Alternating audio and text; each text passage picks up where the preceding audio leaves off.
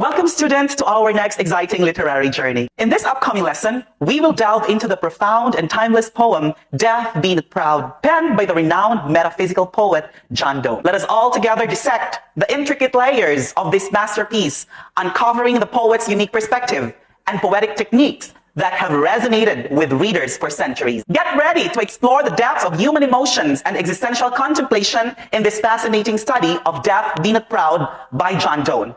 I am teacher Meljan Lumakang, your foreign English teacher from the Philippines. So to start off, let us begin our pre-reading activity. We have here the words from Middle English and their meaning. Please read. This time, you will unlock the following Middle English words by giving their modern English word equivalent. Are you ready? So based on what you read, what is thou? What is thou? Yes, Roland. Thou means you. Very good. So Roland, in the English sentence, where art thou? What is the modern English equivalent of that sentence? Correct. Where are you? Perfect, Roland. So thou means you. Sit down. Next. How about dost? Used when referring to a second person singular subject, such as you. Yes, Paul? Perfect. Dost means do. So Paul, in the English sentence, dost thou love me? What is its modern English sentence equivalent? Correct. Thank you, Paul. It's do you love me? Now let's move on to our next activity. In our next activity, you will label the pictures according to the questions asked. Number 1, what happens to a person after he or she dies? Yes, Andrew? Exactly. The dead person is buried after she dies. That is in the picture number 1. Now for the abstraction part of our lesson, may I request everyone to read the poem because it will be your guide and basis for your task later. You will be assigned to work in groups. Here are the names of the assigned group leaders, and below your names are your group members. Leaders, come here and get your chosen tasks. I'll give you 5 minutes for your activity, and after 5 minutes, you will present your tasks in front. Your time starts now. Time's up. Now let's have your presentations. Let us begin with Group 1. Thank you for your presentation, Group 1. Now let's have the Group 2. Thank you, Group 2. Next, we have Group 3. Thank you, Group 3. Group 4, it's your time to present. Thank you, Group 4. Finally, we have the Group 5. Thank you, Group 5. Very good, class. You may now all be seated. This time, class, we will discuss about the rhyme schemes. Since Death Be Not Proud is a type of sonnet, it's a poem actually, it certainly follows a rhyme scheme. Anybody knows what is meant by rhyme scheme? Yes, Martha. Perfect. A rhyme scheme is the ordered pattern of rhymes at the end of the lines of the poem or verse. Let's consider this sample sonnet as our guide. In determining the rhyme schemes, you should be mindful of the rhyme of the last words of each line.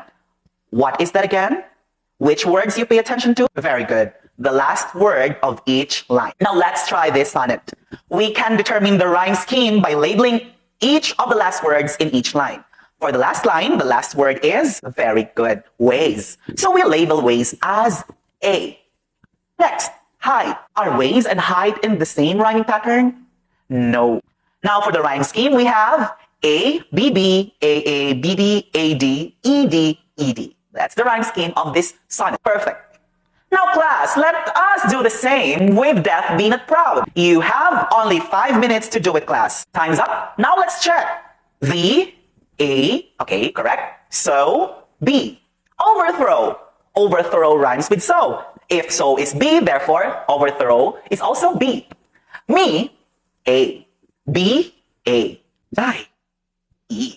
So the rhyme scheme is A, B, B, A, A, B, B, A, C, D, D, C, A, E. Correct, class. Very good, class.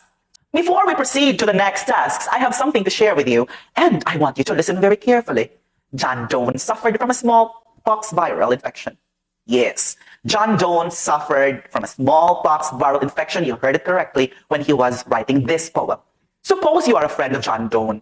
Write a letter with host peace message and well wishes. Since everyone has already had a good grasp of the lesson, I want you to prepare a whole sheet of paper. I want you to write a letter addressed to John Donne. And the time starts now. Time's up. For another 5 minutes, at the back of the same paper, please fill out the blanks with correct answers. Time starts now. Time's up. Finished or not finished, pass your papers forward. Thank you.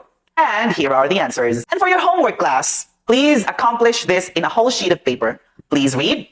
Thank you. And that concludes our lesson today. Don't forget to submit your homework tomorrow. I am teacher MJ Lumakang. See you all tomorrow in our next English class. Goodbye!